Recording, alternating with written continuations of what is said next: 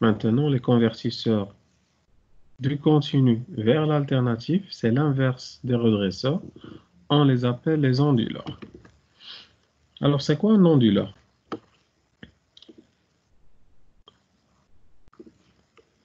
Alors déjà, le symbole de l'onduleur, il est comme ça.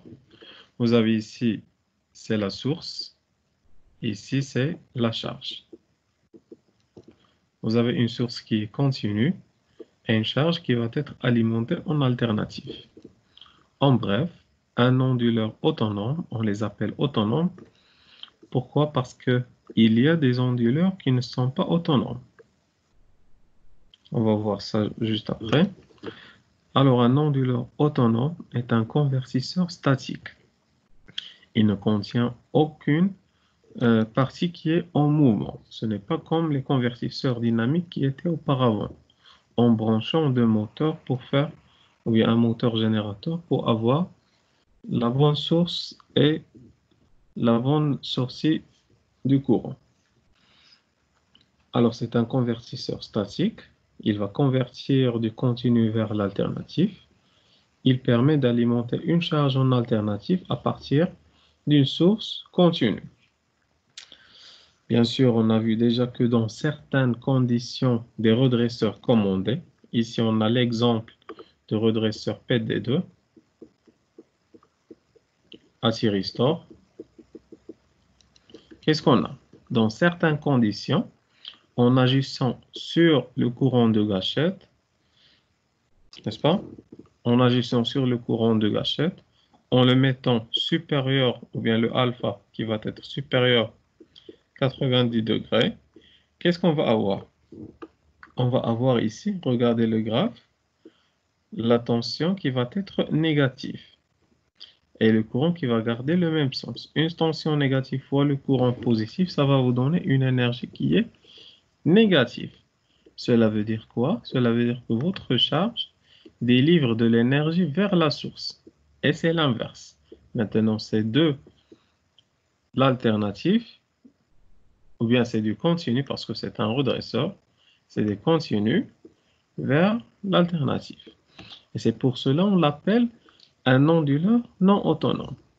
Bien sûr, dans certaines conditions, le redresseur permet de délivrer ou bien de transmettre l'énergie de la charge qui est maintenant, qui va se transformer comme étant une source continue vers l'alternative.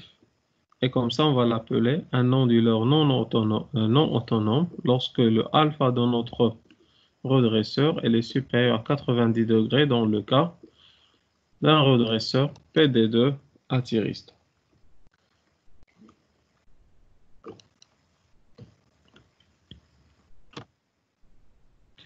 Alors, les onduleurs sont utilisés principalement dans deux catégories d'appareils, généralement. Soit vous avez, ou bien vous aurez besoin d'une alimentation sans coupure. C'est très utilisé lorsque on veut alimenter, par exemple, des bureaux ou bien des locaux avec une alimentation en permanence, même s'il y a une coupure de l'électricité à partir des batteries. Et cela à partir d'une source continue constituée de batteries. La tension engendrée souvent d'amplitude et de fréquence fixe. Ça veut dire on va avoir des batteries qui sont associées à un onduleur, qui sont associées à la charge. Dans le cas des coupures d'électricité, ce sont les batteries qui vont continuer à délivrer l'énergie à nos charges. Et ça, c'est un exemple. Ou bien on peut les utiliser comme étant des variateurs de vitesse pour les machines à courant alternatif. Exemple, machine asynchrone, ou bien les machines synchrones, ou bien d'autres types de machines. Alors, comment on peut avoir ça? Tout simplement, vous aurez besoin d'un redresseur et d'un onduleur. Alors, les variateurs de vitesse pour les machines à courant alternatif, vous avez la source continue et retenue à partir de redressement. Vous pouvez avoir ici une source alternative. On a vu, ou bien vous avez déjà vu que afin de varier la vitesse des machines synchrones ou bien des machines asynchrones, il faut agir sur la fréquence et non pas la tension. Alors, votre source alternative, vous allez pouvoir la redresser à travers un redresseur alternatif continu. Vous pouvez faire un onduleur, c'est de continuer vers l'alternatif en agissant sur la fréquence d'alimentation. Ici, on peut changer bien sûr la fréquence d'alimentation afin d'alimenter votre moteur. Et c'est comme ça qu'on fait pour créer des variateurs de vitesse.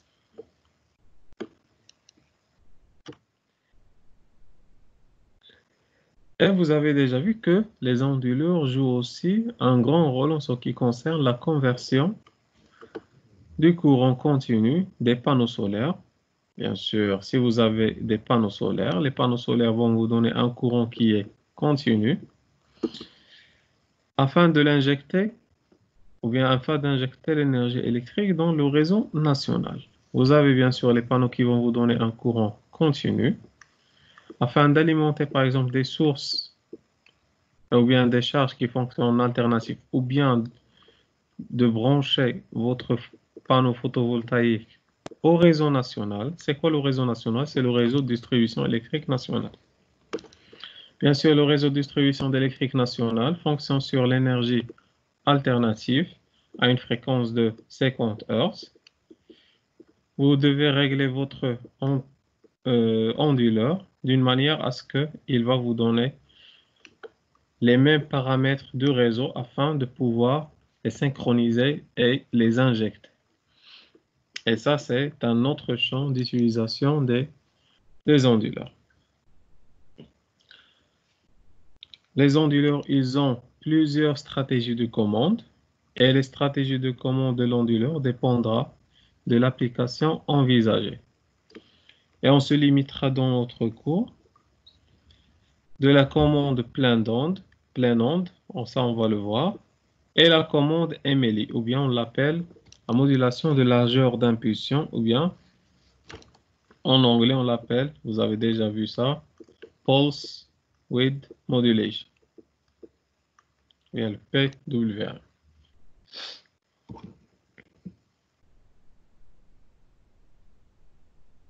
Ici, c'est un exemple de branchement des panneaux photovoltaïques. Vous avez ici votre panneau. Ici, vous avez le réseau. Il va y avoir certains appareillages de protection, certains appareillages de comptage. Mais la partie la plus importante qui va faire le lien entre les deux, c'est votre onduleur qui est ici.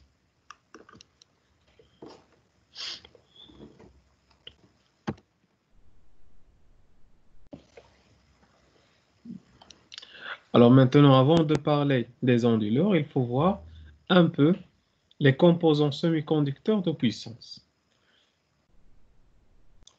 Comme on a vu pour les anciens cours, les thyristors, les redresseurs et les hacheurs, il va y avoir certains composants à semi-conducteurs qui vont jouer le rôle des interrupteurs. Et il faut connaître les différents composants de semi-conducteurs qui sont utilisés en puissance. Bien sûr, en puissance, on utilise ces composants juste en deux états, bloqués ou conducteurs. Alors, les composants semi-conducteurs de puissance utilisés dans la conversion d'énergie électrique fonctionnent en général entre deux états de la manière d'un interrupteur. Bien sûr, il peut être soit bloqué, ça veut dire interrupteur ouvert, soit conducteur, interrupteur fermé. Alors, ce type de fonctionnement, qu'est-ce qu'il permet de faire? Il permet de minimiser l'énergie dissipée. Et en conséquence, lorsqu'on va minimiser l'énergie dissipée aux bornes ou bien par ces conducteurs, par ces composants, on va améliorer le rendement. Alors, les principaux composants électroniques d'électronique de puissance, ils sont, vous avez les diodes, vous avez les thyristors, vous avez les transistors bipolaires, et vous avez les transistors de type MOS et de type IGBT. On va voir bien sûr les détails juste après. Et je vais vous envoyer un résumé qui contient le fonctionnement, ou bien le principe de fonctionnement de chaque semi-conducteur, ou bien chaque composant. Il y a, ou bien vous pouvez faire le choix entre ces 4 composants selon plusieurs critères. Vous avez le critère de tension d'utilisation, vous avez le critère de la fréquence d'utilisation, ainsi qu'il y a critère de puissance, etc. Alors, ce tableau vous montre la marge afin d'utiliser chaque conducteur. Ce qu'on peut remarquer ici, c'est que vous avez les thyristors et les transistors IGBT. Ils peuvent fonctionner, ou bien ils peuvent être utilisés pour les grandes valeurs de la tension. Mais pour les faibles valeurs de fréquence. Ainsi, vous avez le MOS, ou bien les transistors MOSFET, ils peuvent être utilisés pour les hautes valeurs de fréquence. Ça veut dire pour les hautes valeurs de commutation, ouverture, fermeture. Ça, c'est une fréquence d'utilisation. Et pour les faibles valeurs de tension.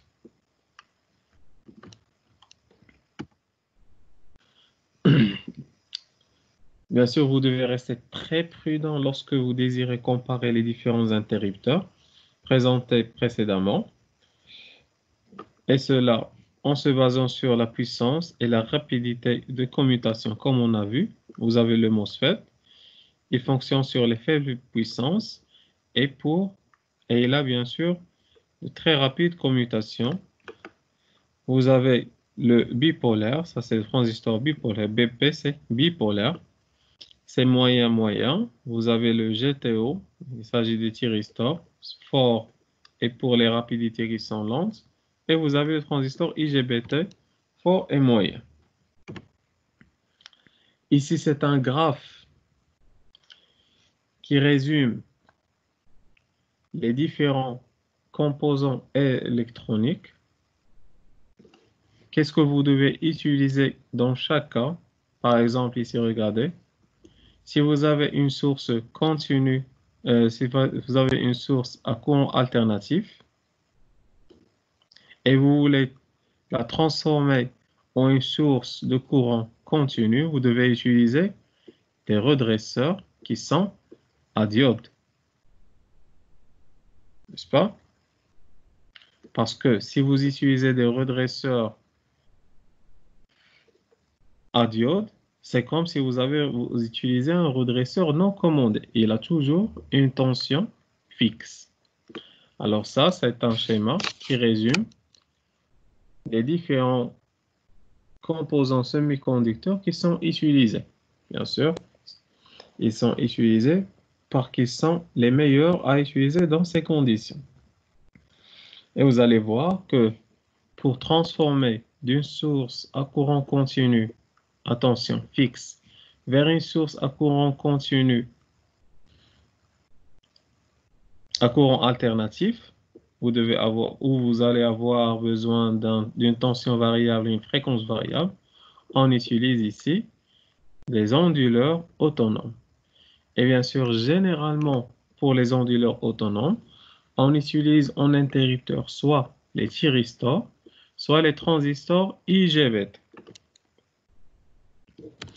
Très bien. Et les autres, on va les voir. Par exemple, ici, vous avez les hacheurs transistors, etc. Alors, c'est quoi le transistor IGBT? C'est un interrupteur de puissance utilisé dans un montage électronique de puissance. Il doit présenter, bien sûr, certaines caractéristiques. Généralement, les interrupteurs de puissance, ils doivent présenter certaines caractéristiques et qui sont une résistance faible à l'état fermé. Bien sûr, un composant électronique, il a deux états, l'état passant et l'état bloqué. Il doit présenter une résistance faible à l'état fermé, c'est cet état. Bien sûr, lorsqu'il est fermé, il doit avoir une résistance interne, bien sûr, qui est trop faible. Pourquoi? Pour ne pas faire une chute de tension à la charge. Supposons que là, vous avez votre charge.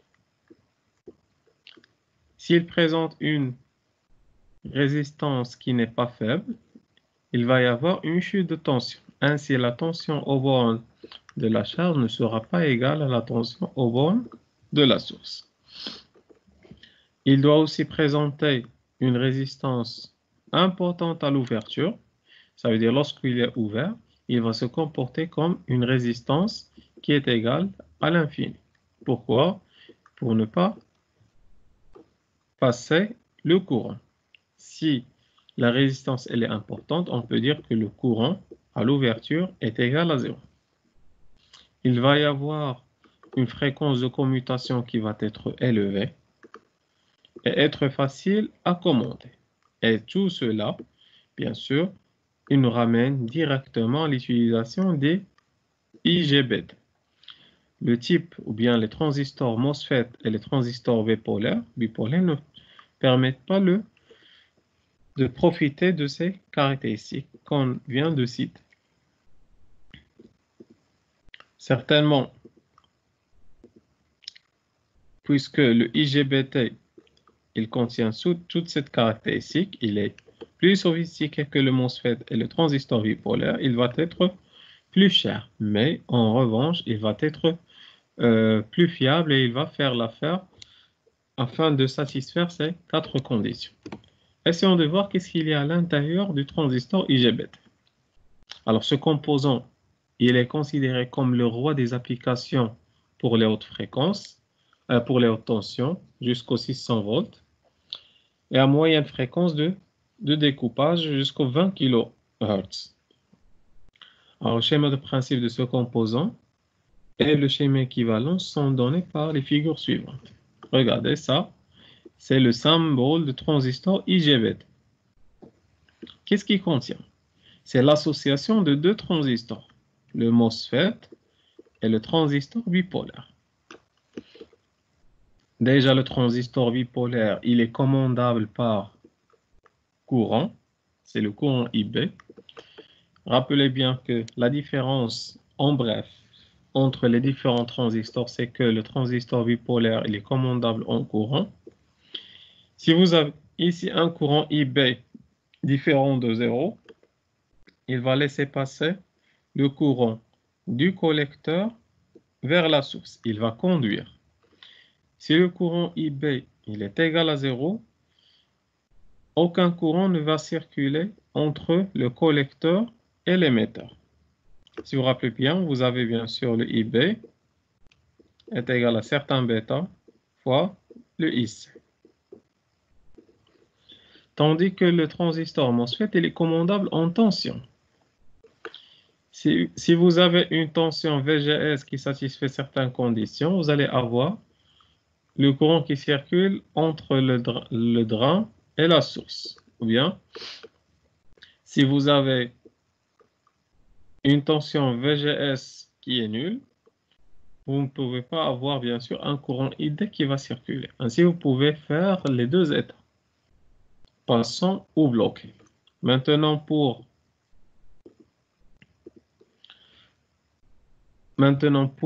le type de transistor bipolaire, il peut supporter les hautes tensions et les fortes puissances. Et vous avez bien sûr l'avantage du MOSFET, c'est qu'il fonctionne pour les hautes fréquences. L'avantage du transistor bipolaire, c'est qu'il peut supporter les hautes puissances et tensions. Ici, lorsque vous allez associer les deux, vous allez bénéficier des avantages des deux. Il va être cher, mais certes, il va être cher, mais il va bien sûr faire l'affaire et bénéficier des 2 avantages des 2 transistors. Et qui sont travailler dans les hautes fréquences ainsi que dans des fréquences de découpage qui sont généralement moyennes, supérieures au transistor bipolaire et moins supérieures au MOSFET. Et généralement, ce sont les transistors IGBT qui sont utilisés pour les onduleurs. Alors maintenant, c'est quoi le principe de base des onduleurs? Bien sûr, afin d'avoir une sortie alternative à partir d'une source continue, On sait que dans l'alternative, on aura besoin de deux choses. L'alternative monophasée et l'alternative triphasée. Maintenant, on va juste parler le principe, ou bien on va juste parler du principe de base en monophasé, ou bien ce sont des onduleurs autonomes monophasés. Alors, le principe de base consiste à faire quoi? Il consiste à connecter alternativement dans un sens puis dans l'autre une source continue. Ça veut dire vous avez une source continue, ça c'est la source, et ça c'est la charge. Comment faire pour avoir une tension qui est alternative à partir d'une source continue? La solution, c'est connecter alternativement dans un sens puis dans un autre, ça veut dire inverser le branchement de la source continue afin de la rendre alternative, de manière à lui imposer une alimentation en courant ou en tension, parce qu'il existe des onduleurs de courant et des onduleurs de tension, afin de lui imposer une alimentation qui est alternative. Et vous avez bien sûr plusieurs structures qui sont possibles. Alors regardez ici. Ça, c'est votre source continue. Ça, c'est votre charge. Si on ferme par exemple le K1 et le K3, vous allez avoir ce circuit. Cela veut dire que le US va être égal à UE. Si maintenant, en revanche, on ferme le K2 et le K4 et on ouvre le K1 et le K3, vous allez avoir le US est égal à moins UE. Ainsi, si on continue de faire cette permutation en permanence, qu'est-ce qu'on va avoir? On va avoir que la tension de sortie va être égale à UE moins UE. UE et moins UE. Et cela va vous donner bien sûr une tension ou bien une alimentation qui est alternative mais carrée. Mais bien sûr, elle est alternative. Elle va alterner. Ça, c'est le temps ou bien le temps. Alors, vous avez soit la solution d'utiliser un pont d'interrupteur électronique, on l'appelle le pont en H. Pourquoi? Parce que les interrupteurs, ils sont montés en H. Ici, regardez. Ça, on peut le simuler à la lettre alphabétique H.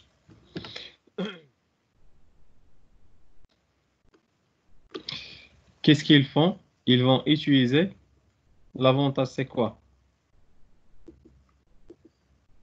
C'est d'utiliser une seule source d'alimentation et vous devez avoir 4 interrupteurs qui vont être commandés. Soit vous avez un pont ou bien un demi-pont d'interrupteurs électroniques nécessitant 2 sources d'alimentation. Alors ici, vous avez la première source à courant continu ou bien tension continue, la deuxième source continue. Vous avez votre charge et vous allez avoir 2 interrupteurs. Ça, on l'appelle un demi-pont.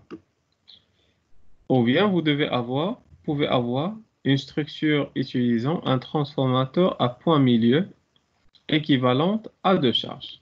Alors vous avez ici une seule source d'alimentation continue, 2 interrupteurs qui sont connectés à un transformateur à point milieu. Alors ces onduleurs ont l'avantage de n'utiliser que 2 interrupteurs, non pas comme le premier, bien sûr le pont d'interrupteur électronique. Mais il nécessite en échange un point milieu pour fournir une tension alternative à partir de la tension continue. Ce point milieu peut être obtenu soit avec un transformateur à point milieu, soit avec une source de tension à point milieu qu'on vient de voir juste ici.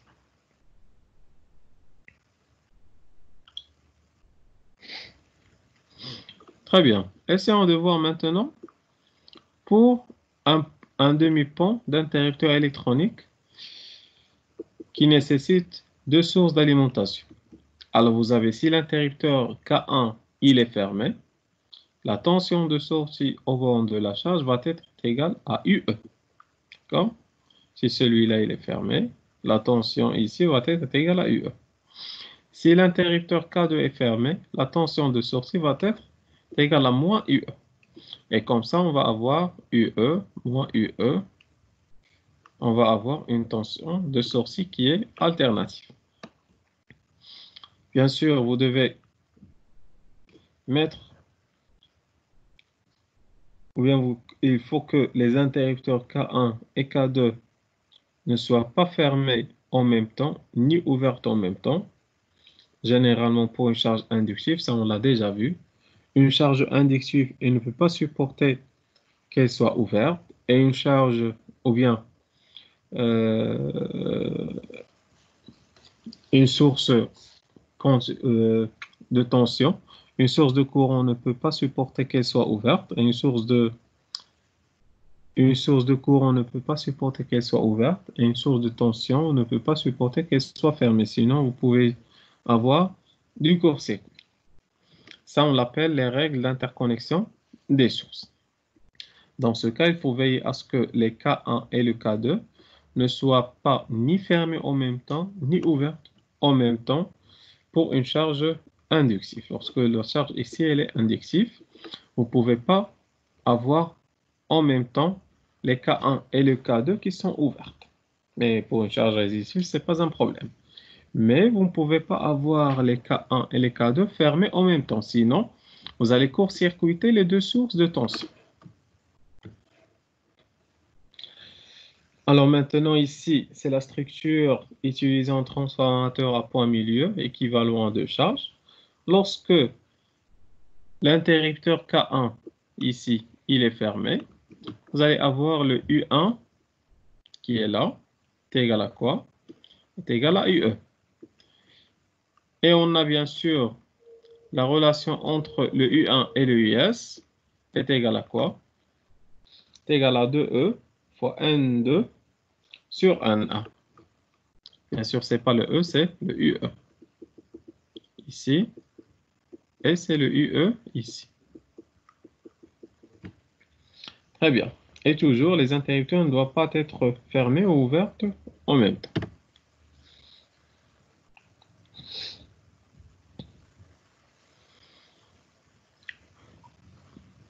Il existe deux types d'onduleurs.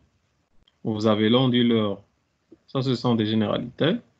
Vous avez l'onduleur de tension et les onduleurs de courant. Ce qu'on va voir aujourd'hui, c'est les onduleurs de tension. Ils nécessitent des interrupteurs électroniques bidirectionnels. On va voir pourquoi. La source continue d'alimentation, c'est la source de tension ou à capacité parallèle, bien sûr. Si vous avez la source, elle doit être une source de tension. C'est quoi une source de tension? C'est soit une source de tension, soit une source avec une capacité en parallèle. Ça, on les appelle les sources de tension.